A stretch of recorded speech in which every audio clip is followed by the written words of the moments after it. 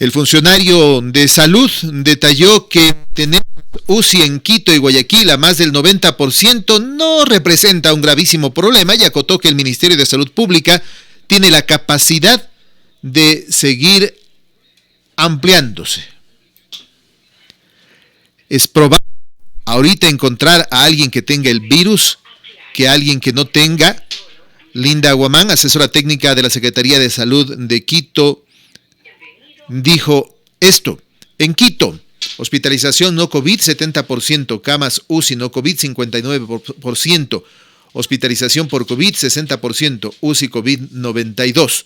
En Guayaquil, la hospitalización no COVID 74%, camas UCI no COVID 90%, hospitalización por COVID 61%, UCI COVID 97%. En Cuenca, la hospitalización no COVID 99%, camas UCI no COVID 75%, hospitalización por COVID 33%, UCI COVID 100%.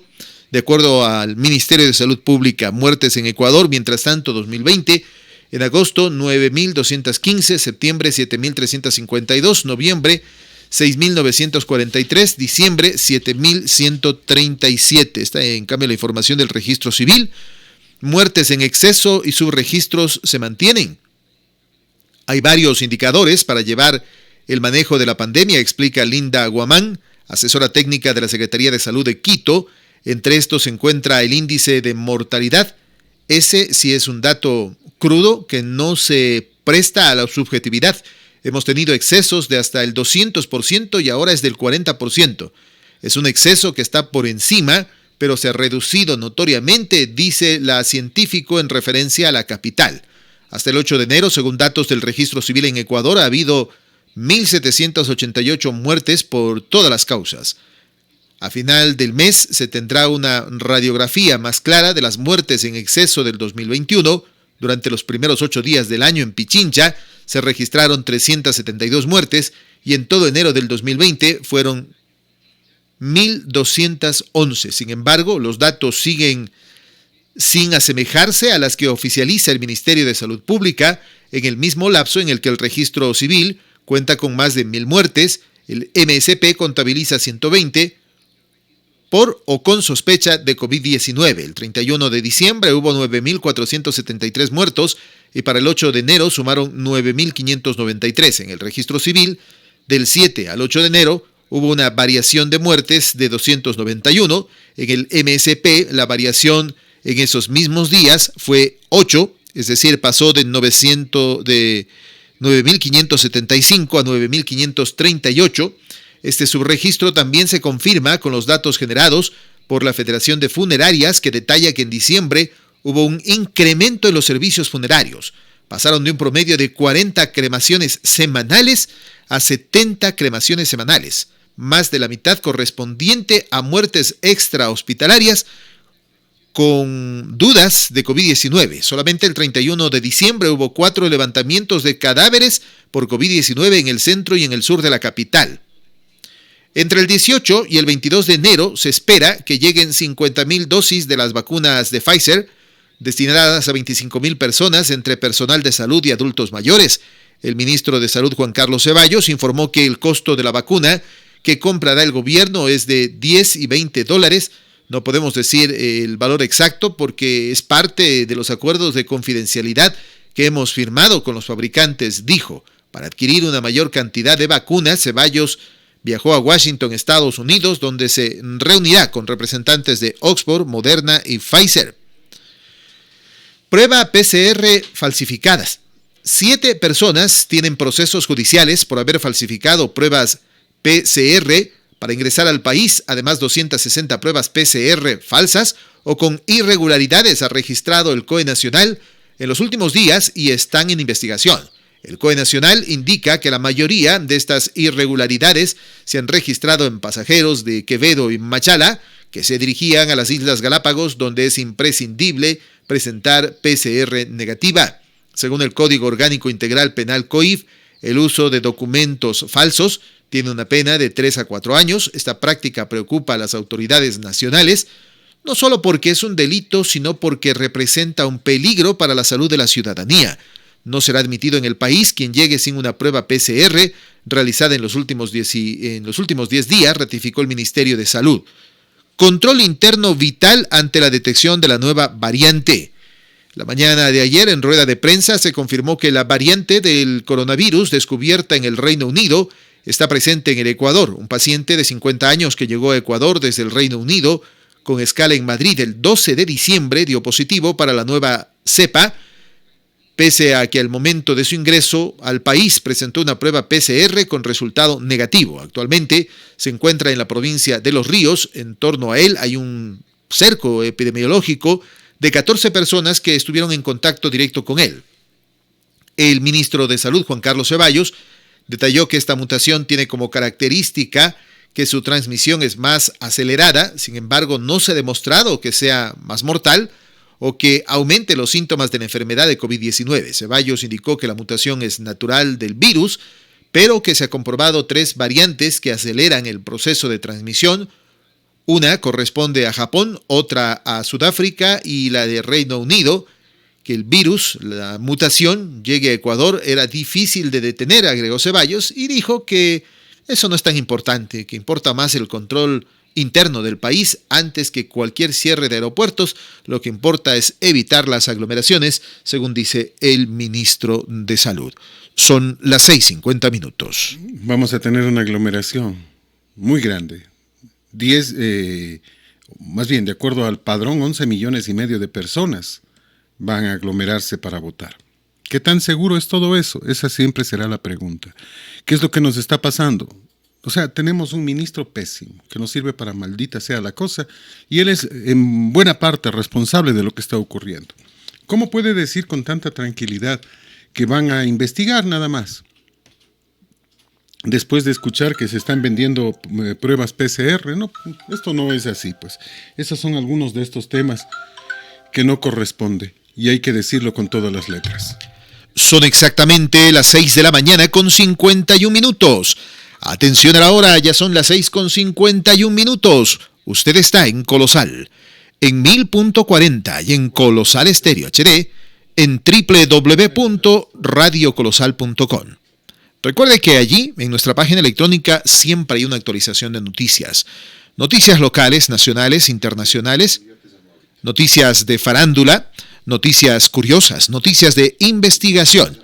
Y además pueden escuchar nuestra señal vía online en www.radiocolosal.com. www.radiocolosal.com, la que sí le dice la verdad.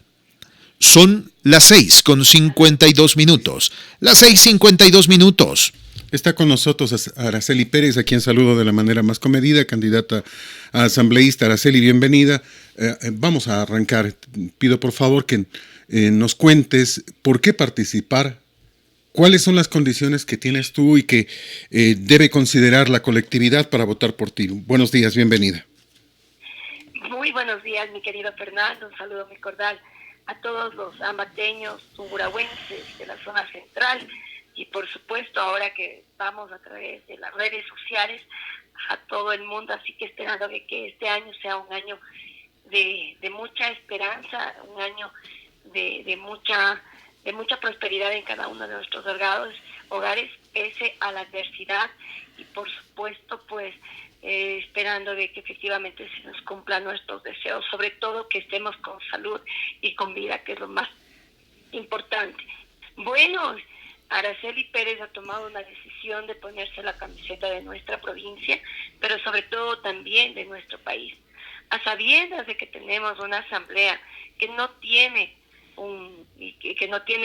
nada de prestigio, digamos, un 0% de credibilidad, digámoslo así, porque efectivamente hemos visto muchos actos de corrupción, hemos visto de que la asamblea le ha quedado debiendo a nuestro país, a los ciudadanos, y por ello justamente, porque Araceli Pérez hace 6 años presentó un plan de trabajo ante el Consejo Nacional Electoral, y gracias a Dios no solo que cumplí con embato, sino superé mi propuesta de trabajo, y con ello justamente con la experiencia en la mano, con la frente muy en alto y la cara limpia, aquí estoy diciéndole, estoy como candidata para la Asamblea por Avanza Listado 8. ¿Cuáles son los Porque, principales temas que usted pretende empujar desde la Asamblea?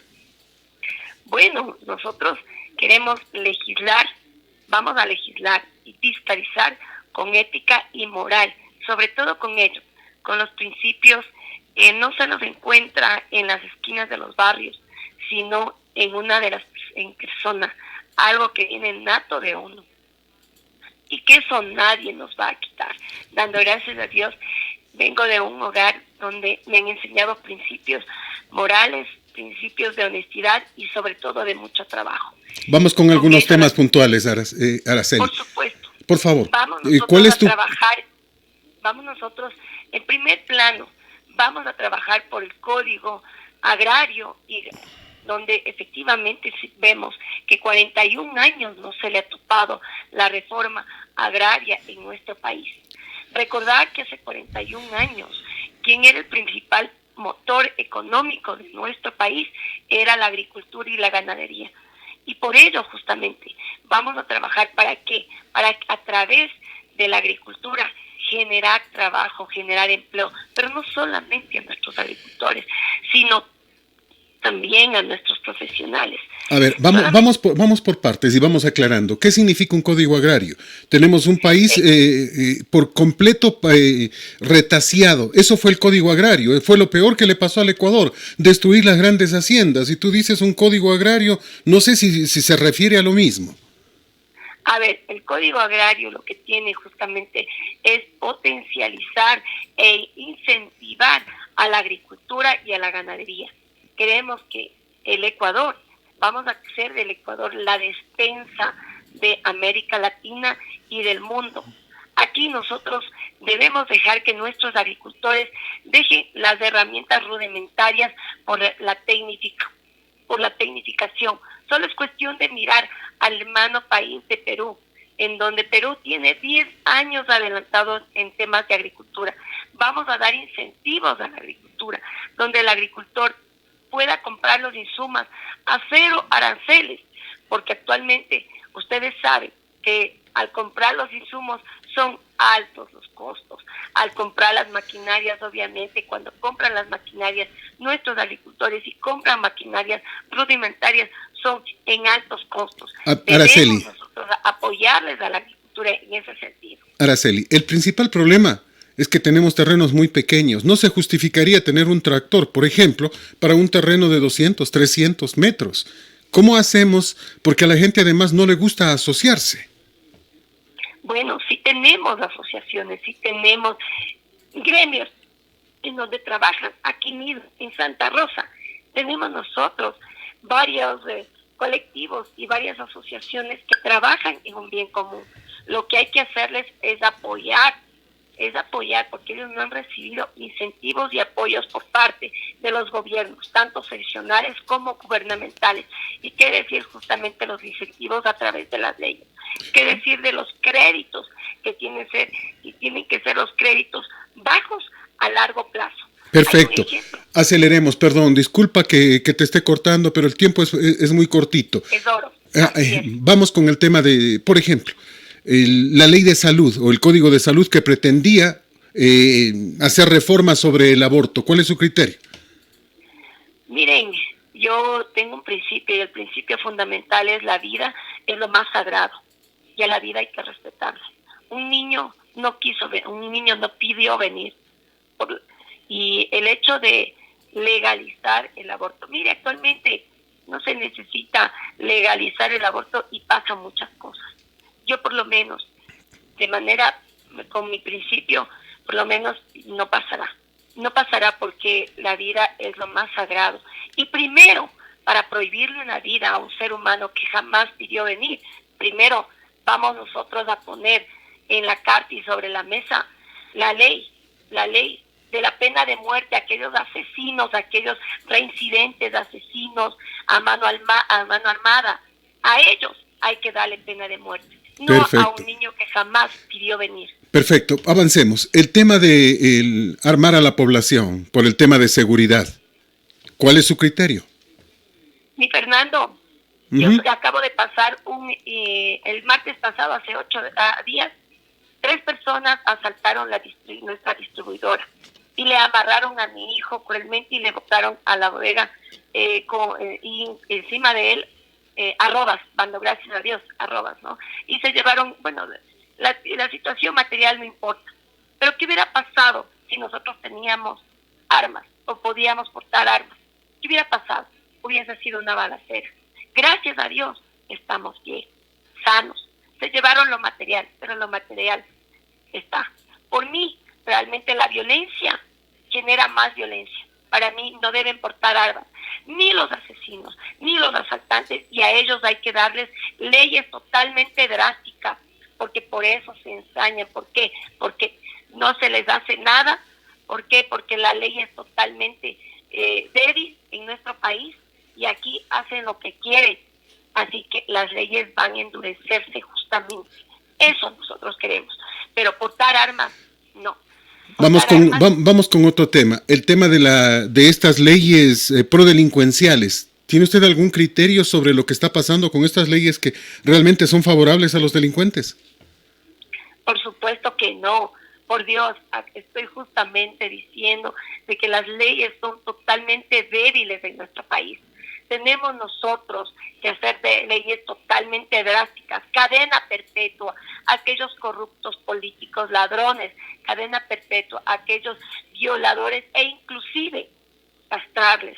Yo pienso que así, y ahí sí van a pensar 3 veces antes de actuar, un poquito por lo menos. Una castración química, dices, ¿no? Así es. Araceli, me quedo pensando en el tema, por ejemplo, del Consejo de Participación Ciudadana y Control Social. 252 millones al año consume y su respuesta, su trabajo es mínimo, ¿no? La participación ciudadana debe ser desde la sociedad civil, cero desde el ámbito gubernamental, no aparato burocrático. Debe ser y debe comenzar como cuando nosotros comenzamos a trabajar desde la universidad, así, desde ad honorem, así debe ser la participación ciudadana. Esa es la verdadera participación ciudadana activa. Mire, la participación ciudadana se ha virado la vuelta en donde solamente es otro aparato burocrático y prácticamente no ha servido para nada. Araceli. Y no hay la verdadera participación de los ciudadanos y de la sociedad civil. Araceli, muchas gracias por participar con nosotros. Las disculpas del caso, habíamos convenido una entrevista de 20 minutos. Lastimosamente te hemos llamado y no pudimos contactarte. Tienes un minuto, por favor, para contarle a la gente por qué debe votar por ti. Así es, mi querido Fernando. Nada más que estuvimos en Patate, en el Valle de la Eterna Primavera, pues haciendo, cumpliendo una actividad. Bueno, pues ahí, ¿por qué debe votar por Araceli? ¿Por qué? Porque primero soy una mujer con experiencia, una mujer que lo que ha dado es justamente el trabajo y la honestidad en nuestro cantón, en nuestra provincia. Y así como cumplió con Ambato, pues voy a cumplir con mi provincia de Tungurahua. Y por supuesto, llevar adelante los colores que son de nuestra provincia y de nuestro país. Gente trabajadora, visionaria y emprendedora. Así nos deben conocer a nivel nacional y a nivel internacional. Un abrazo fraterno, mi querido Fernando. Gracias, Araceli. Candidata asambleísta, listas 8. Este es colosal, ¿a que sí le dice la verdad? Son las 7 de la mañana con 2 minutos. Atención a la hora, ya son las 7 de la mañana con 2 minutos. Escuchan a Radio Colosal. Estamos en 1000.40 y en Colosal Estéreo HD, www.radiocolosal.com. Y a partir del 13 de enero, viajeros que no presenten resultados de pruebas PCR negativas serán inadmitidos a Ecuador. A partir de las 0 horas del miércoles 13 de enero, entrará en vigencia los nuevos lineamientos aprobados por el COE Nacional para los puntos de entrada tanto por vía aérea, terrestre y marítima que fueron presentados por el Ministerio de Salud. Es así que a partir de ese día, toda persona que pretenda ingresar por cualquier punto de entrada a Ecuador deberá presentar el resultado de una prueba PT-PCR negativa realizada hasta 10 días antes del arribo. Estamos con la ingeniera Alejandra Garzón, a quien saludo de la manera más comedida. Alejandra, buenos días. Usted es candidata por el movimiento Solidariamente, así que le pregunto cuáles son las principales expectativas, cuáles son las ideas que usted le gustaría llevar a la Asamblea en caso de ser elegida por el pueblo. Placer escucharla. Bienvenida. Buenos días y muchísimas gracias. Primero presentarme en la provincia de Tungurahua, Alejandra Garzón, una tungurahuense de 33 años. Soy auditora de profesión, tengo un posgrado en administración, ya más de 10 años al servicio público de la ciudadanía y también hemos tenido la oportunidad de estar más de 13 años en los medios de comunicación. Y esto es lo que nos ha hecho partícipes de estar cerca de la ciudadanía. Y ahora pues que nosotros estamos viendo una política tan degradada, una política tan a menos, con una Asamblea Nacional con un 2% de credibilidad, creemos que es necesario tener una participación activa para proponer grandes proyectos en beneficio de la colectividad. Estimado Fernando, nuestro plan se denomina Renace Ecuador, tiene 5 ejes. El eje trabajo, justicia, ambiente, tecnología y sobre todo transparencia. La honestidad debe ser una cultura en el Ecuador. Nosotros estamos viviendo una difícil crisis económica con el tema de la pandemia, la emergencia se ha agudizado aún más. Tenemos más de 700,000 desempleados en el Ecuador. A la fecha pues se habla más de 15,000 nuevos informales en la provincia. Entre los sectores productivos muchos han quebrado, otros están sobreviviendo. Entonces este plan Renace Ecuador ha sido construido en un diálogo social con los diferentes sectores, entre ellos los sectores productivos. Es por eso que en el eje trabajo estamos proponiendo de manera prioritaria y urgente impulsar 2 leyes que son necesarias. La primera, la ley de reactivación económica, mi estimado Fernando, para proteger la industria nacional, para que realmente tengamos prioridad en la comercialización de nuestra producción propia en el país. También es necesaria la inyección. A ver si lo vamos analizando. ¿Significa cerrar fronteras para solo comprar los productos que se produzcan en el país? No cerrar fronteras, mi estimado Fernando, porque nosotros somos parte como país, formamos parte de varios tratados de libre comercio, pero sí tenemos que dar preferencia a nuestra industria. ¿Qué es lo que está pasando ahora? Nos sentábamos a dialogar con los compañeros carroceros y ellos nos comentaban, dicen, más preferencia. Incluso en el tema de aranceles se da a los vehículos chinos para que vengan a hacer acá carrozables sin impuestos. Y esto nos genera una competencia desleal, obviamente por el cambio de la moneda. Colombia y Perú nos genera una fuerte afectación. Entonces tenemos que generar protección para la industria propia y de esa manera garantizar que los sectores productivos se vayan reactivando, mi estimado Fernando. A ver, esa protección vendría entonces de disminución de impuestos, de incentivos, de esta manera a la industria para que vaya creciendo y para que disminuyan el precio. El principal problema que tenemos es que somos un país caro, lamentablemente. Específicamente, sí, Fernando. A nivel de los países vecinos somos el país por nuestra moneda. Resulta que nuestros productos son caros en comparación a los productos de Colombia y de Perú. Aquí tenemos que hacer esa protección con el tema de impuestos para que se vaya estabilizando los precios a nivel de nuestros productos con la competencia. Porque es así que vamos a apoyar al sector del calzado, se genera una afectación en el sector carrocero, en el sector de textiles. Es decir, este es un común denominador en los sectores productivos que es necesario entrar a apoyar. Otro tema importante es el tema de la renegociación de la deuda que tenemos, porque varias personas que tenemos emprendimiento y demás, con la pandemia se nos dificultó poder cumplir las obligaciones que tenemos con el sistema financiero y que con la ley humanitaria poco se logró hacer. Es por eso que hay que realizar una fiscalización seria en el tema de la renegociación de la deuda para que se pueda dar ese respiro a los sectores productivos.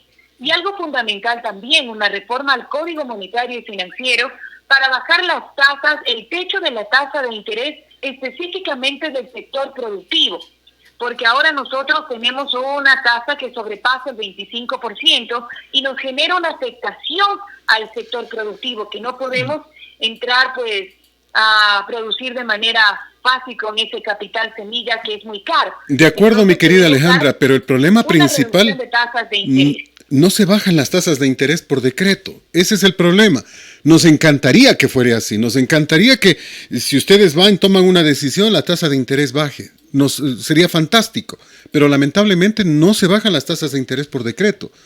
O sea, se pueden tener buenas intenciones, pero no va a ocurrir. Estimado Fernando, el proceso Nosotros en el Código Monetario, ahí se crea la Junta de Política Económica y los techos de las tasas de interés. Entonces, aquí es un trabajo que nosotros deberemos hacer articuladamente para exigir al Ejecutivo también, para que se dé ese apoyo a la producción. Hemos escuchado los debates presidenciales en estos días. Muchos de los candidatos se enfocan en hacer ese apoyo al sector productivo. Entonces, es necesario que vayamos comulgando ideas y que esta propuesta vayamos impulsándola para que se haga realidad, porque debemos hacer también una propuesta como ciudadanos de exigir a las autoridades. Esta es una demanda muy fuerte y necesaria para que salgamos adelante en esta difícil situación económica. Entonces, vemos que puede ser viable, va a ser viable con este impulso que lo vamos a llevar a cabo para que todos los sectores, desde el pequeño emprendedor hasta el gran industrial, podamos apoyarnos y salir adelante ahora que estamos empezando este año y que todavía tenemos fuertes problemas económicos porque las familias no tenemos dinero para poder dinamizar la economía, mi estimado Fernando. Importante todo aquello. Vamos puntualmente sobre algunos temas. Por ejemplo, el Código de la Salud, que pretende pasar un aborto o una ley de aborto demasiado permisiva para muchos. Para otros dicen normal. ¿Cuál es su criterio? ¿Es permisivo? ¿Es normal? ¿Usted está de acuerdo con el aborto? Este es un tema muy controversial que amerita un análisis muy profundo. Mi visión, porque he tenido de cerca estos casos, yo fui directora de Desarrollo Social del municipio y tengo experiencias de vida en relación a este tema. Mi visión es que el aborto no es una solución para nada, no puede ser una opción. No puede ser una opción porque esto te genera a la mujer violentada, a la mujer que toma esta decisión, le genera un trauma post-trauma psicológico muy fuerte y muchas veces también problemas en el tema de la afectación médica. Entonces, nuestra visión es que se genere una política pública de apoyo, de prevención, y por eso que tenemos que fortalecer la seguridad en el país. Porque me decían, Alejandra, tú comentas así porque tú no has sido la mujer a la que ha violado 5 o 6 hombres y que de ahí has quedado embarazada. Entonces yo les he conversado y les he contado mi experiencia a los jóvenes, porque en estos días este tema estuvo muy en boga y tuve la oportunidad de participar y dialogar con los jóvenes y yo les comentaba, si nosotros analizamos, ese niño tiene mi sangre, entonces a pesar de que venga de una situación muy difícil, muy compleja, tiene mi sangre y no podemos ir en contra de una vida. Hay que buscarle soluciones, de acuerdo. De manera cercana con casos así, ¿cómo es que se ha superado? Primero, con el apoyo de la familia.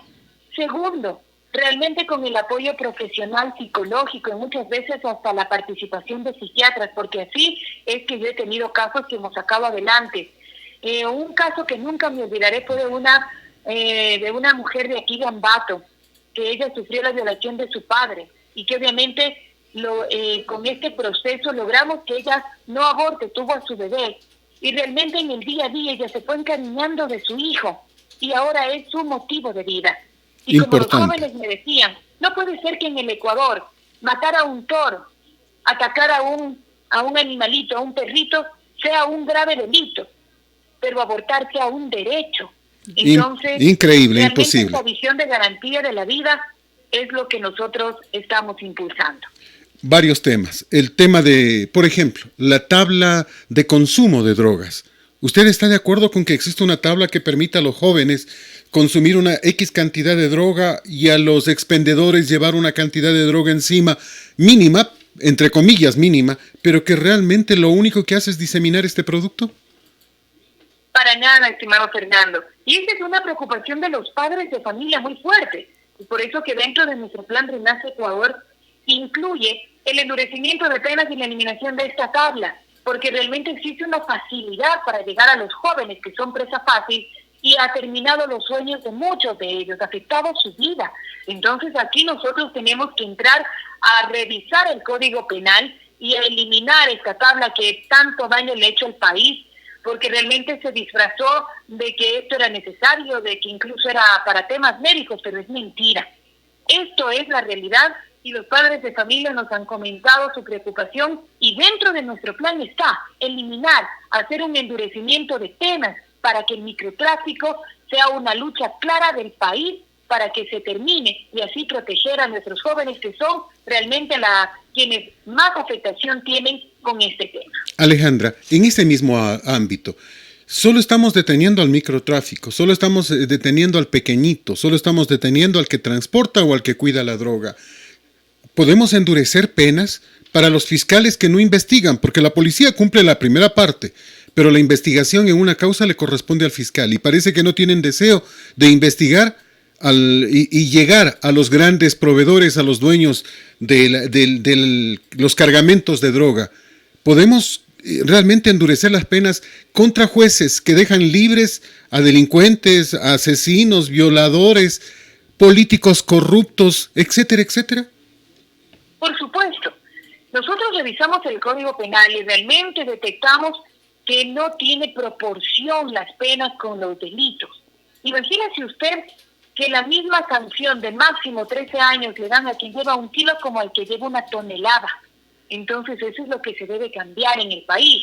Y sobre todo nosotros estamos incluyendo esta figura de sancionar drásticamente a todos los funcionarios que retrasen realmente el proceso de investigación, porque ¿qué es lo que tenemos en el país? Y esto es una cruel tristeza y una cruel realidad, que tenemos una función judicial parcializada que es muy lenta, que no avanza con las investigaciones y que realmente hasta ahora tenemos ya sanciones para proteger a las víctimas, y no únicamente en el tema de microtráfico y demás, sino también en temas como femicidio, en otros delitos que van contra la vida. Entonces nuestro sistema judicial realmente es muy débil. A nivel de Latinoamérica, el Ecuador es uno de los países con las penas más blandas. Entonces, otra de las prioridades que nos debe llevar al análisis y a impulsar desde la Asamblea Nacional es una reforma en el Código Penal de estos temas tan importantes para el Ecuador. Me quedo pensando en algunos temas. Por ejemplo, se habla de, para combatir la inseguridad, permitir el porte de armas. ¿Usted estaría de acuerdo? Por supuesto que no. Y por una simple y sencilla razón. Los ciudadanos no tenemos esa preparación, tanto psicológica como de la parte técnica del manejo de armas. Incluso correríamos más riesgo por un mal uso de las armas. Entonces aquí la visión es fortalecer a la Policía Nacional, porque nos sentamos a dialogar también con los policías en servicio pasivo y con la policía en general, y nos comentaba, dice, ahora más derechos tiene el delincuente, y por eso que ahora nosotros no actuamos, y esa es la principal causa por lo que se ha incrementado la delincuencia. A ver, ahí paremos. Dignificar nuevamente a la Policía Nacional, y los ciudadanos para nada, nosotros tenemos que armarnos, es de cultura, de educación, así saldremos adelante. Perfecto. Me quedo pensando en algunos temas. Instituciones innecesarias, por ejemplo, Consejo de Participación Ciudadana y Control Social. Me quedo pensando en instituciones en malas manos, el ECU 911. En manos políticas, no en manos técnicas. El ECU 911 debería pasar o al ejército o a la policía, para inclusive disminuir el tiempo. Por ejemplo, le preguntábamos en una rueda de prensa al comandante de la policía qué tiempo ellos respondían a una emergencia, 6 minutos. Le preguntamos al señor del ECU 911 y me dijo que ellos demoraban también 6 minutos. 6 minutos hasta comunicarle a la policía, 6 minutos hasta que la policía llegue, 12 minutos, cuando la vida depende de minutos. Entonces, creo que es importante hacer una reforma en este tema. Hay que hacer una reforma profunda y realmente hay que analizar la estructura del Estado, porque ahora que tenemos una crisis económica muy fuerte, incluso para eficiencia administrativa se debe. Algunos ministerios deben potenciarse, mi estimado Fernando, otros deben eliminarse, como el que usted ha mencionado, el de participación ciudadana, este poder del Estado. El defensor del pueblo. El Ministerio de Salud, por ejemplo, el Ministerio de Salud debe potencializarse. En la pandemia vimos realmente la difícil y la débil sistema de salud pública que tenemos. Entonces, tenemos que hacer una reestructuración para que se eliminen los que estén de más, los que nos generen gasto y no exista beneficio para la ciudadanía. Tenemos que potenciar los que sí se deba realizar, como el Ministerio de Salud, el Ministerio de Educación. Hay otros que realmente deben redimensionarse.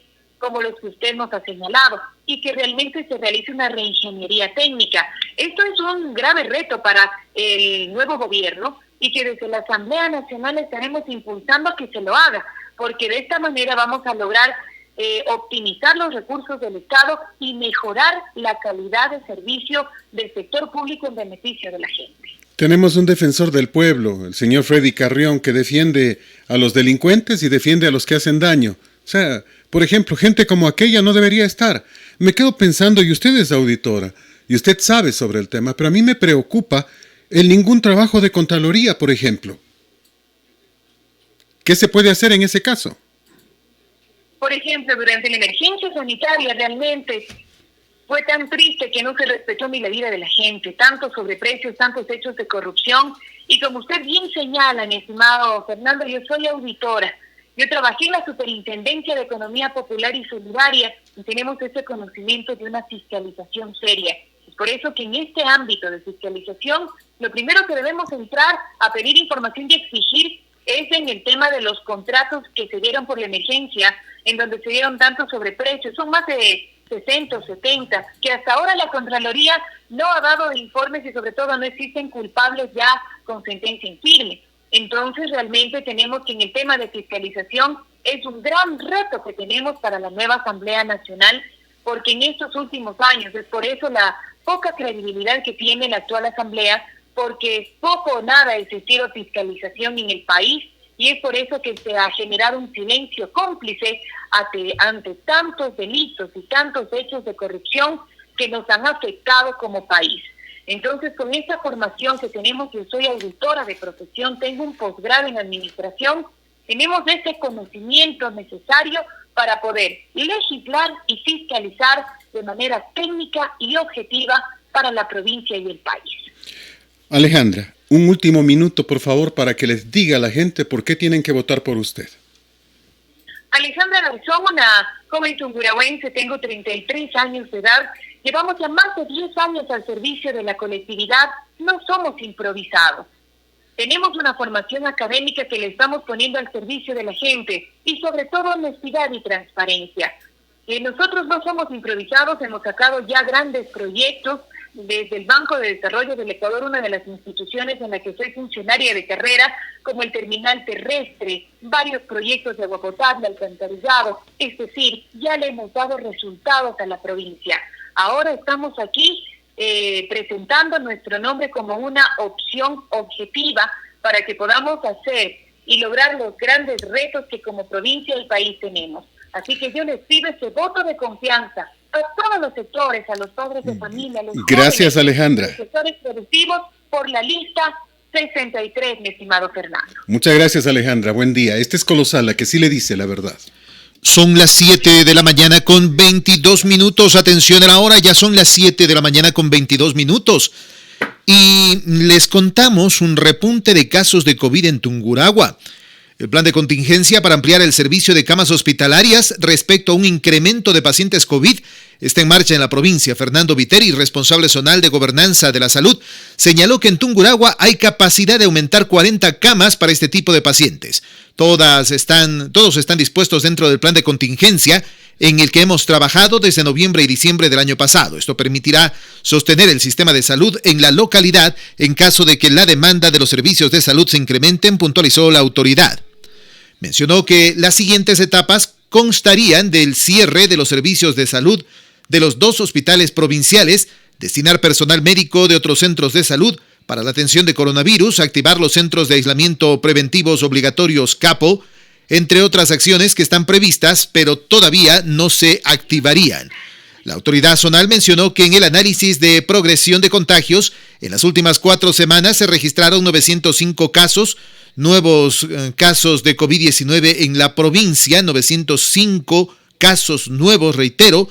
Esto significa que desde la semana epidemiológica 51 del 2020, del 13 al 20 de diciembre a la semana 1 del 2021, del 4 al 10 de enero, el incremento de casos positivos en Tungurahua es del 42,57%. En la provincia, el pico más alto de contagios se dio entre julio y agosto del 2020 y según la Autoridad Zonal de Salud, De mantenerse el incremento como en las últimas 4 semanas, se podría llegar nuevamente a dichos topes a finales de este mes o inicios de febrero. Vitteri resaltó que si bien es cierto, es indispensable seguir controlando que se respeten las medidas restrictivas y que las autoridades trabajen por evitar que se den actividades que generan aglomeraciones, la colectividad debe tomar mayor conciencia de los cuidados que hay que tener para prevenir contraer el virus.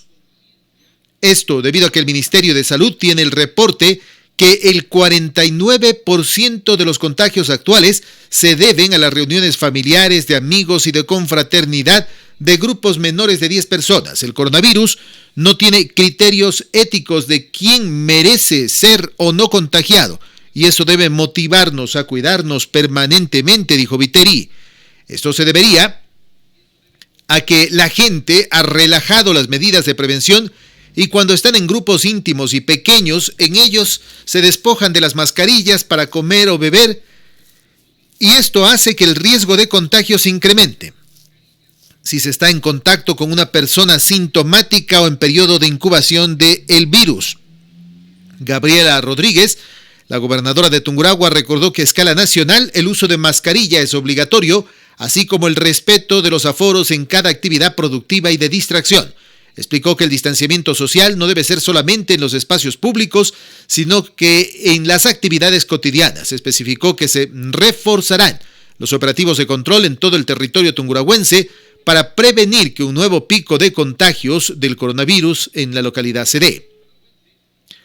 La mañana de ayer, el candidato asambleísta por Tungurahua, Rommel Rivera, por el movimiento Tungurahua Unido, falleció ante las complicaciones que se le generaron al contraer COVID-19. El político tungurahuense de 67 años, en su trayectoria fue docente del Colegio Nacional Bolívar de la Universidad Técnica de Ambato, director académico de la Escuela de Capacitación de Choferes, dirigente deportivo, gerente de la cooperativa El Sagrario, dirigente del Sindicato de Choferes Profesionales, presidente de la Asociación de Profesores de la UTA, entre otras actividades. Actualmente se desempeñaba como secretario general del Sindicato de Choferes Profesionales de Tungurahua y secretario general de la Unión de Sindicatos del Ecuador. Desde inicios del 2000 se vinculó al quehacer político en la provincia. En el 2007 aspiró a una curul de la Asamblea Nacional por el partido Sociedad Patriótica y actualmente se encontraba participando, buscando llegar a la Asamblea por la lista del movimiento Tungurahua Unido. Este es colosal. Nos quedamos pensando en este tema, en la preocupación. Vea, la alcaldesa de Guayaquil, justamente de lo que usted decía, le puso una alta sanción a quienes hicieron esa fiestita. Porque no es tan simple como se dice, no es tan sencillo como se piensa, no es que simplemente, bueno, pues ya estuvieron y nada más. Fue cualquier cantidad de gente, un barrio completo, un barrio entero, el que estuvo precisamente celebrando. Así que a las casitas del sector la alcaldesa les puso una multa de $3,000, que dicen que es muchísimo. Pero la alcaldesa con sentido, con lógica, con normalidad dijo, no voy a pasar esto no puede pasar. Y ayer, justamente con la policía, los encontraron en otra celebración. Estaban empezando un bingo, nada más ni nada menos, un bingo, y con aquello pretendían justamente, no sé si recaudar fondos, etcétera, pero todas las sillas de las diferentes casas en las calles, todo el mundo en el bingo, cerveza, licor, etcétera, etcétera, por todo sector, y esto no corresponde, pues. O sea, realmente es atentar contra la seguridad sanitaria de ellos mismos y del resto. Por aquello la alcaldesa, con mucha fuerza, la alcaldesa de Guayaquil, impone sanciones durísimas, durísimas. Y ese es el tema, y es lo que hay que decirlo, realmente esto, aunque no les guste a muchos, la única forma parece que la gente entienda es tocándoles el bolsillo. Dijo ella que son varias casas, aparentemente son 10 casas a las que se han sancionado. $3,000 a cada una, y está dispuesta a seguirles sancionando. Es la única forma de que la gente entienda que tiene que cuidarse. porque no solo que hicieron la fiestita, sino que además subieron en redes sociales la celebración, sin mascarillas, un río de gente, unos y otros, bailando festivos. O sea, si no hubiera el problema, perfecto, pero estamos en una crisis sanitaria y no puede seguirse jugando con la salud, con la vida de las personas. Son exactamente las 7 de la mañana con 29 minutos, 7 con 29 minutos. Nos llaman a través del hilo telefónico, nos piden incluir algunas preguntas también a los asambleístas, relativos primero a el sueldo que tienen, que no se compadece con lo que el ecuatoriano común y corriente gana. Muchas veces el ecuatoriano que no tiene un trabajo en firme, tiene que recurrir al trabajo informal a vender lo que sea, arriesgarse en las calles y no llega ni siquiera a un salario básico. Mientras tanto, los asambleístas tienen un tremendo sueldo y una cantidad de beneficios, el pago inclusive de viáticos, viajar al extranjero, dizque para traer alguna idea que nunca las aplican, y entre estas cosas inclusive los asesores, cantidad de asesores, planes telefónicos, celulares, computadoras. Otra cosa que le preocupa también a nuestro amigo oyente era el tema relativo a los sueldos vitalicios de los presidentes, Que hay que cambiarlo. O sea, que es preocupante también. Muchos podrían pensar y decir, pero es que llegaron a la presidencia, llegaron pero cumplieron su labor, pues hasta allí, ¿por qué tienen que pagárseles un sueldo permanente? Si es que ellos hicieran una labor tal vez como asesoría al resto de presidentes, podría ser, pero muchos de ellos no llegaron ni siquiera a los 6 meses, caso por ejemplo de Bucarán, que estuvo 6 meses en el poder y hay que pagarle todavía sueldo después de todas las, entre comillas, hazañas que ha hecho por el país. Este es uno de esos temas, ¿no?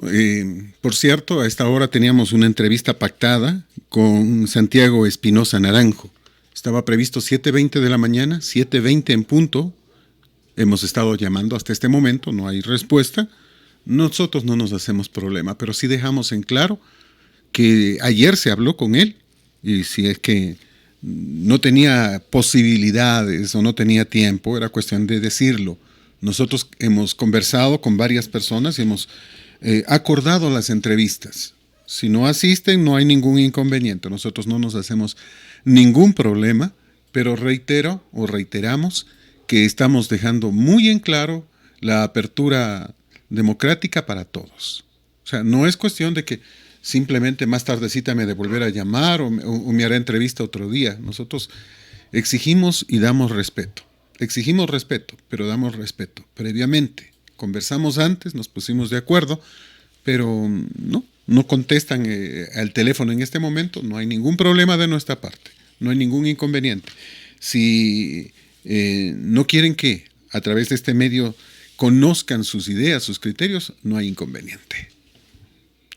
Escuchan a Radio Colosal, estamos en 1000.40 y en Colosal Estéreo HD en www.radiocolosal.com para Ecuador y para el mundo. Y Sebastián Roldán viaja a los Estados Unidos en representación del presidente Lenín Moreno. ¿Para qué viaja Sebastián Roldán?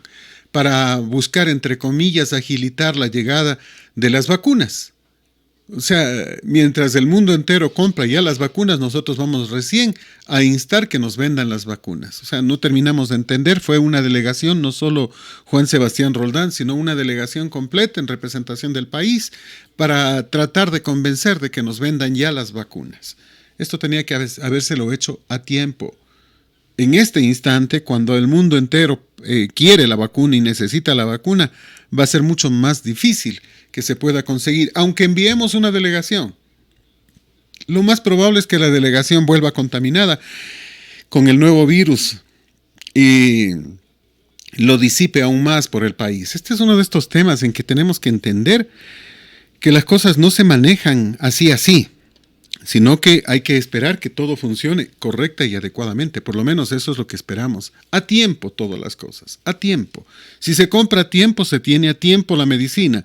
Llegar en este momento para pretender cambiar los criterios es medio difícil, reitero, porque ya la empresa se habrá comprometido y tendrá que entregar las vacunas a muchos otros sitios. Recuerden que hay que producir nada más y nada menos que 10 billones de vacunas. Eso para vacunar a 5 millones de personas. Somos 7, casi 8 billones de personas en el mundo, pero hay que recibir 2 dosis, así que el tema va por eso, sí, y hay que decirlo, ¿no? Este es un tema que obviamente es complejo, preocupante y que tiene que ser manejado de una forma técnica y debió haber sido manejado de una forma adecuada en el momento preciso, en el momento correspondiente. Lastimosamente,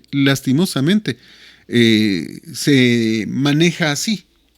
A último momento, al apuro, enviamos una delegación para que nos den insistiendo, para que den rogando que por favor ya envíen la vacuna. ¿Podrán hablar bien inglés siquiera? Me pregunto yo, con todo respeto.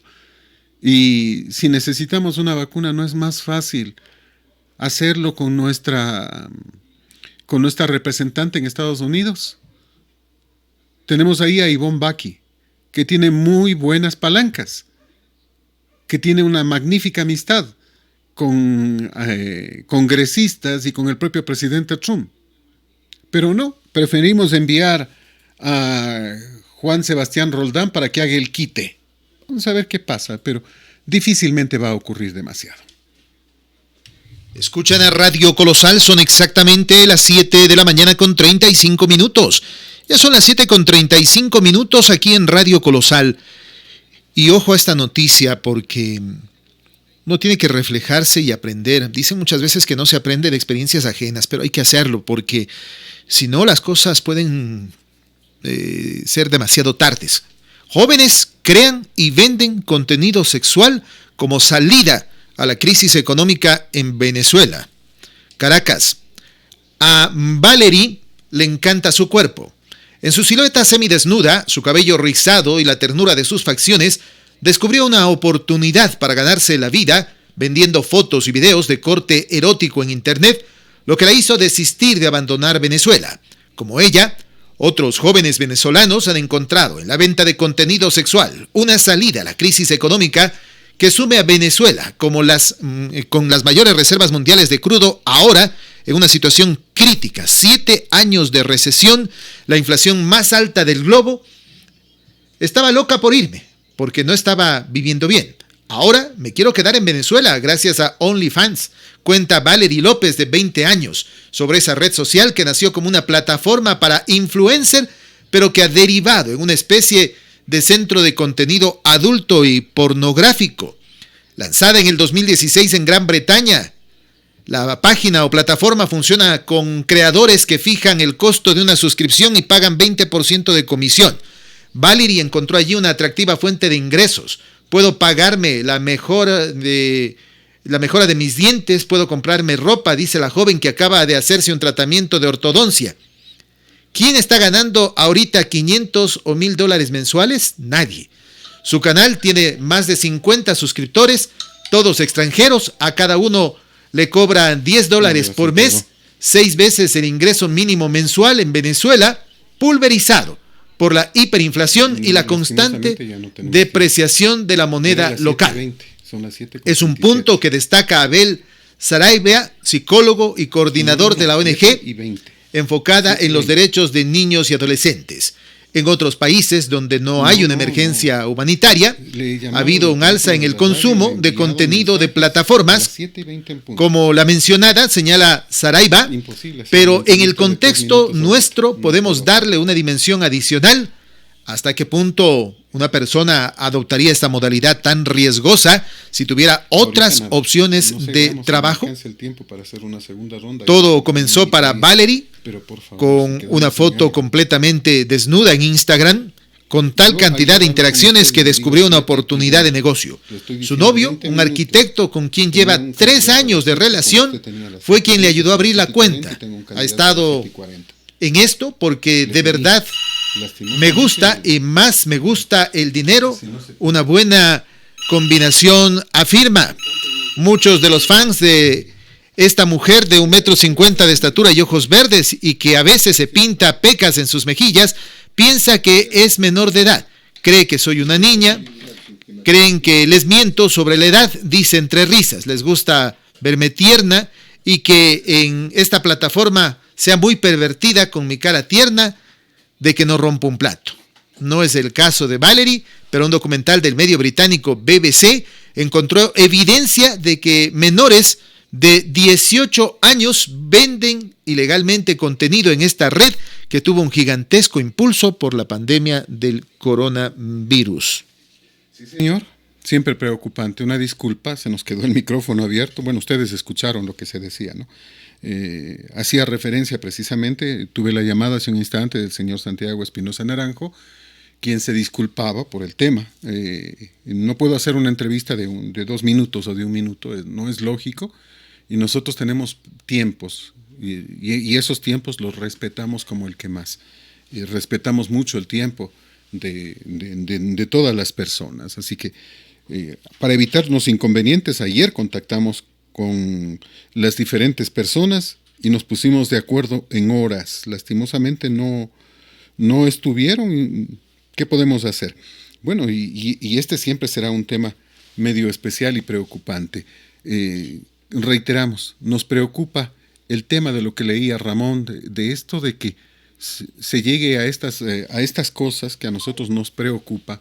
No puede ser posible, pues, o sea, de que entre comillas, se recurra al oficio más antiguo de la humanidad, la prostitución, con la finalidad, supuestamente, de sobrevivir. Por favor, dañar la mente del resto, generar sexualidad, es un tema preocupante. La pornografía siempre será un gran negocio para hacer dinero, pero también para perder vidas. Esto no tiene que pasar. O sea, vivimos en un mundo complicado, pero este anuncio, esta situación es gravísima desde nuestro punto de vista, porque estamos destruyendo a la gente a cambio de dinero, y esto no puede pasar. Escuchan a Radio Colosal, estamos en 1000.40 y en Colosal Estéreo HD, en www.radiocolosal.com. Recuerden que siempre hay información actualizada. Ustedes encuentran noticias locales, nacionales, internacionales, noticias deportivas, noticias de farándula. Ustedes encuentran noticias de investigación en nuestra página electrónica en www.radiocolosal.com. Además, usted puede escuchar nuestra señal vía online. Hoy, lo nuevo, ya lo moderno, ya no es el tema de escucharnos a través del radio transistor. Ahora puede escucharnos a través de su computadora. Mientras usted está realizando cualquier otra actividad en su computadora, usted puede tranquilamente abrir nuestra página, escuchar nuestra señal, darle el volumen correspondiente al parlante de su computadora y escucharnos mientras sigue realizando sus labores con su computadora. Puede escucharnos también a través de su teléfono celular, de su tablet.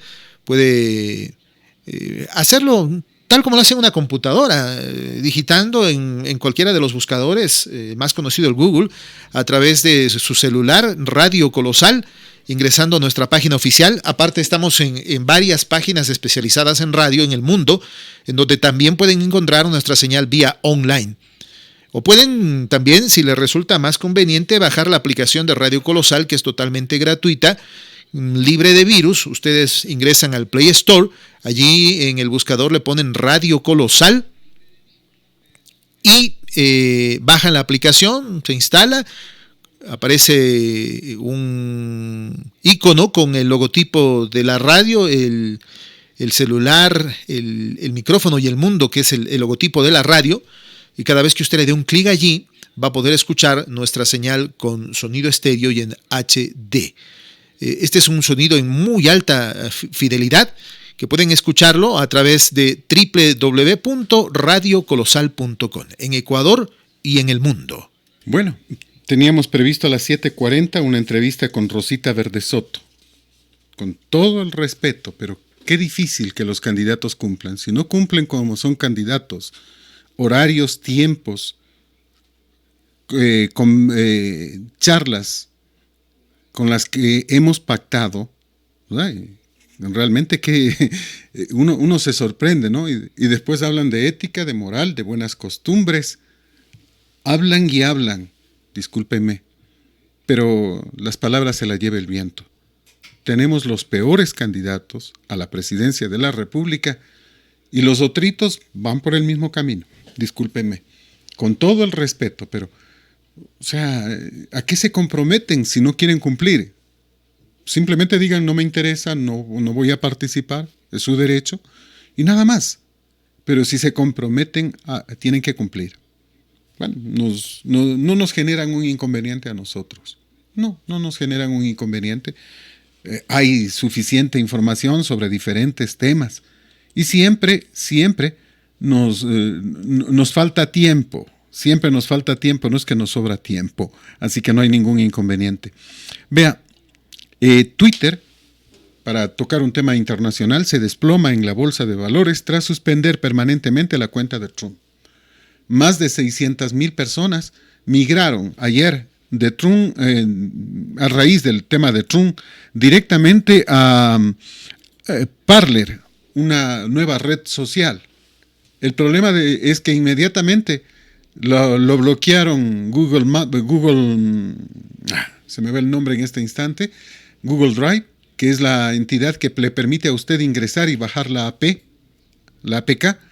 Lo bloqueó también Apple Store y de alguna manera generó un inconveniente. Pero el tema pasa por aquello. A muchos en el mundo no nos gustó que se bloquee a ningún ciudadano, menos al presidente de la República de Estados Unidos, simplemente porque le pareció al señor Zuckerberg que había que bloquearle. Se ha vendido una mentira al mundo entero. Se ha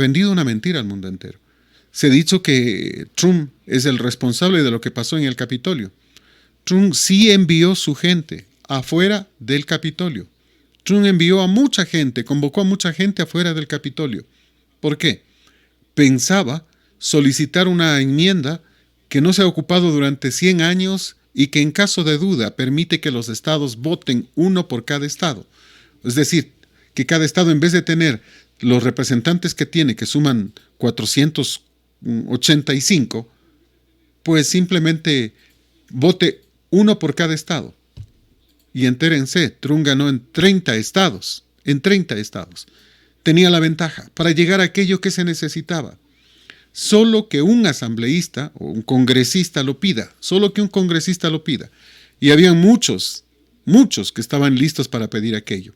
¿Qué fue lo que pasó? Biden armó la novela. Una cosa es Trump desde afuera con sus partidarios.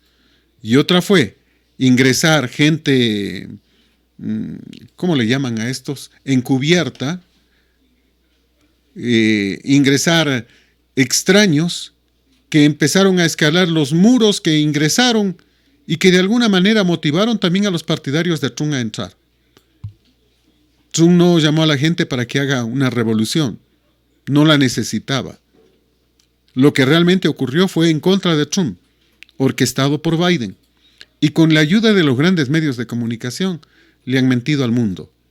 Le han dicho que Trump es el responsable. Pretendieron ayer ir a un impeachment que fue rechazado por el Congreso y bloqueado. Pero hoy vuelven a ir sobre el impeachment. Esta vez un segundo impeachment con el que pretenden, faltando 15 días, menos. Me parece que estamos a 12 días ya de que Trump entregue el poder, pretenden echarlo de la Casa Blanca. Nada más torpe. Pero regresemos al tema. Entonces, Parler recibió una gran cantidad de gente que dejó las otras redes sociales. Parler y Gab son las redes sociales. Solo Gab ayer, una red similar a Twitter, recibió 600,000 personas en un solo día. Obviamente, similar a Twitter, el Gab. Y Parler es similar a Facebook. Reiteraremos en este tema. Solo Gab ayer recibió más de 600,000 nuevos suscriptores. Todos son gratuitos, por cierto. La diferencia es que ni Parler ni Gab le borran contenido a usted, que las restricciones son menores, que hay mayor libertad de expresión. Y justamente en estas redes sociales ha estado escribiendo Trump y muchísima gente ha empezado a llegar a estas redes sociales. Por eso, ayer Twitter se desplomó en la bolsa tras suspender la cuenta de Trump y de muchos más, de muchos a los que se autodenominan patriots, es decir, patriotas. La semana arrancó en rojo en Wall Street por la incertidumbre que plantea el impeachment, y una de las entidades, de las empresas más golpeadas precisamente, fue Twitter, que perdió varios puntos en la bolsa. Estamos hoy a 26 días del 7 de febrero. Reiteramos, el 7 de febrero, el día de la votación, y en este instante hay una incertidumbre enorme y una preocupación grande por lo que podría pasar en los siguientes días en el tema sanitario. Hay muchos que están pensando si asistir o no asistir. Hay otros tantos que han empezado a preguntar cuánto es el valor de la multa que hay que pagar. Es simple, ¿no? O sea, 39,40, si no me equivoco, ese es el valor. Entonces son algunos de estos temas que nos preocupan porque tenemos que decirlo, ¿no? La situación no ha sido de la mejor en el tratamiento de la pandemia, y si a la pandemia le agregamos la campaña política se complica más. Ayer, en el momento que salíamos, vimos a muchos jóvenes con banderas, en la mayoría de los casos con mascarillas, pero sí habían unos que estaban sin mascarillas también, con su banderita de colores caminando la ciudad. Me pregunto, ¿eso ayudará mucho para el candidato? En momentos como el actual creo que es más complicado, más difícil. Los propios candidatos no creo que vayan a arriesgarse a salir con tranquilidad y con normalidad. La situación no es fácil y en este tema lo que correspondía, y hay que decirlo, es realmente tratar de ver qué es lo que sucede. Bueno. Este es colosal. Son exactamente las 7 de la mañana con 51 minutos. Atención a la hora, 7 de la mañana con 51 minutos. Jóvenes se sienten explotados en las campañas políticas. Atención. El 31 de diciembre del 2020 inició la campaña electoral en Ecuador y con ello los mítines, caminatas, visitas y demás actividades que los candidatos realizan para dar a conocer sus propuestas ante la ciudadanía. La Hora, en su edición de hoy, en una nota que la reproduce www.radiocolosal.com, refiere que partidos y movimientos políticos buscan personas para que integren sus campañas. Varios jóvenes que no tienen trabajo o que buscan una primera oportunidad laboral responden a esta oportunidad. Reiteramos, al mediodía ampliaremos, jóvenes se sienten explotados en las campañas políticas. Está con nosotros a través del hilo telefónico Rosita Verdesoto. Le saludo de la manera más comedida, con 12 minutos de retraso. Buenos días, bienvenida. Usted ya es asambleísta. ¿Cómo, por qué debería la gente votar por usted? Bienvenida a través de Radio Colosal. ¿Qué le dice a la ciudadanía? Muy buenos días con todos. Gracias por la cordial invitación. Primeramente, disculparme por el retraso porque estuve ahorita saliendo de una entrevista. Rosa Verdesoto es una mujer que ha trabajado, sobre todo haciendo atención médica gratuita en nuestro territorio, en las provincias también, tanto en el sur de Quito y también en el sur de Guayaquil. Y continuamos haciendo brigadas médicas permanentes, hoy más que nunca, que necesita nuestra población tener la atención en algunas ramas de medicina, especialidades y también la entrega y dotación de medicamentos. Rosa Verdesoto, en este corto tiempo de principalización, después de la destitución de Ana Mercedes Galarza, hemos tenido dentro de nuestro trabajo 1 año 11 meses, en el que hemos demostrado trabajo, en el que Rosa Verdesoto no ha necesitado tener 4 años de trabajo legislativo para tener leyes ya que están siendo parte de nuestras leyes en territorio nacional, como es la ley anticorrupción, como es también la ley agraria que está próxima a salir, en cuanto hemos trabajado, y es todo un capítulo de reforma agraria en la promoción y desarrollo de la agricultura familiar. Esa es una... Rosita, me quedo pensando en este tema, ¿no? O sea, usted dice que se ha hecho bastante, me alegro, pero si se hizo bastante, entonces ¿para qué quiere regresar? Si ya está todo, ya usted dice que ya está la ley anticorrupción, por ejemplo. ¿Qué significa la ley anticorrupción y en qué ha cambiado las cosas? Porque todo está cada día más corrupto. A ver, la ley de anticorrupción es, dentro de esa ley son 5 proyectos. Y en esos 5 proyectos, uno está es un trabajo mío. Son delitos de cuello blanco en lo que se castiga y todos estos malos usos de un funcionario público para la compra y dotación de procesos de contratación.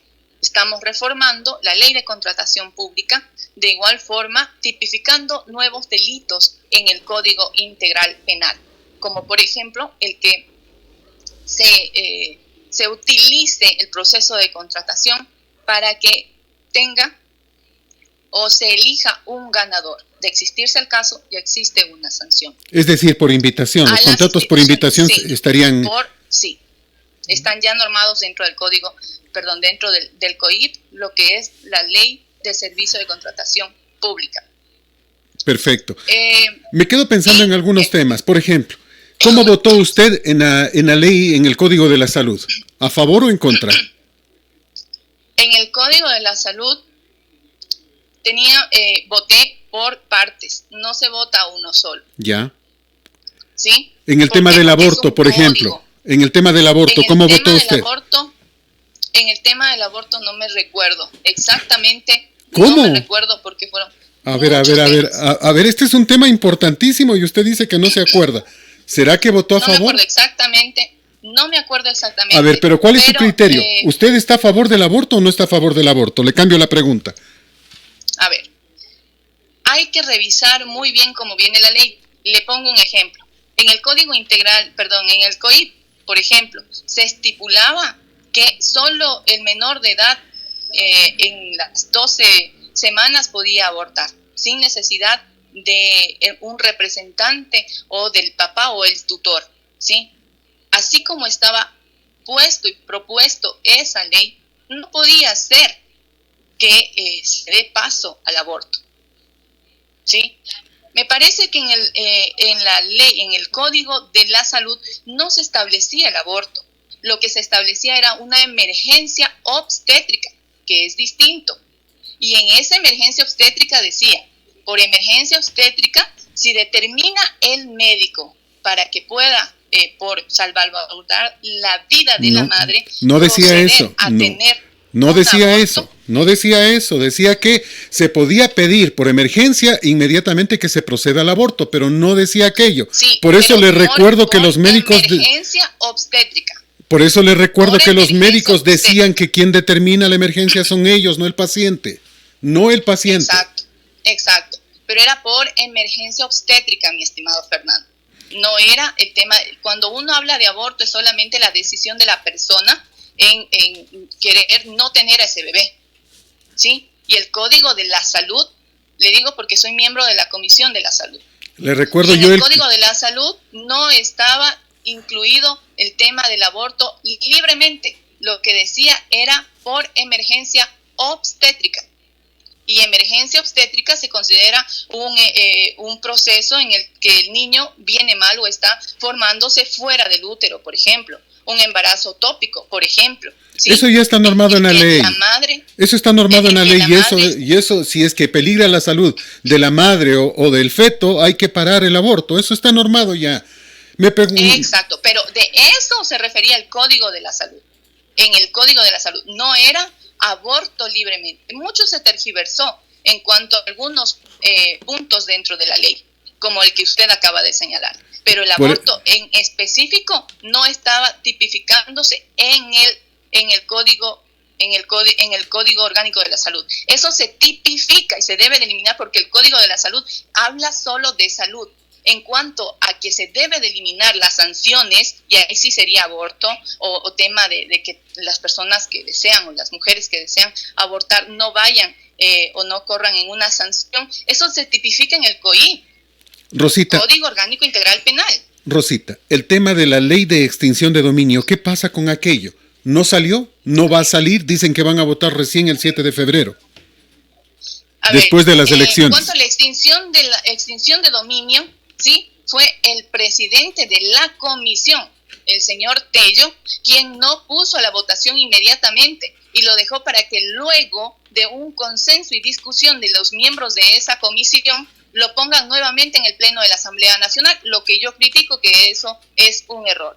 Él como presidente de la comisión debió haber acogido en ese momento en el Pleno de la Asamblea Nacional, ¿sí?, las observaciones que los distintos asambleístas hicimos a ese proyecto. Y de ahí sí mandarlo a votación.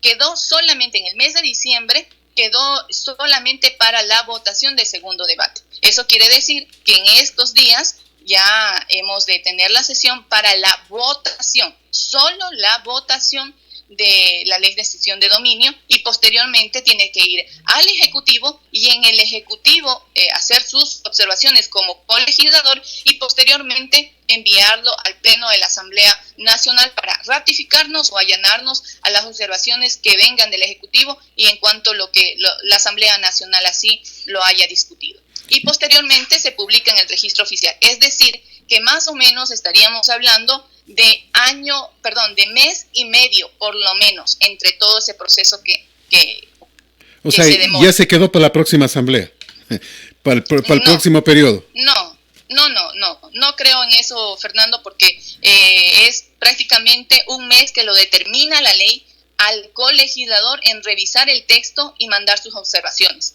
Por eso lo digo, un mes y medio. La ley le estipula al colegislador mandar sus observaciones en mes y medio después de que la Asamblea envía al presidente de la República. Y luego, inmediatamente, la Asamblea en convocar a la sesión para que se someta a votación. Por eso estipulo tiempos, mes y medio, y ya tendríamos la extinción o la ley de extinción de dominio. Me quedo pensando en un par de temas. ¿Qué ha pasado justamente con este código este manejo que tenemos, que no les escucho decir nada a ustedes sobre la litis que existe en este instante entre el Tribunal Contencioso Electoral y el Consejo Nacional Electoral? No pasa nada con la Asamblea, no ocurre nada. Yo escuchaba a Tamaín decir que aparentemente se quiere hacer una destitución express. Aparentemente, yo en cambio viéndole a Tamaín tengo la certeza de que va a ser fraude. Y nuestros representantes se han quedado callados, no han dicho nada, han permitido que le regalen un partido político al señor Mendoza, que la salvó del juicio político, y ustedes se han quedado muy calladitos. A ver, mi estimado, dentro de cada una de las instituciones, ¿sí?, hay funciones delimitadas para cada una de las instituciones del Estado.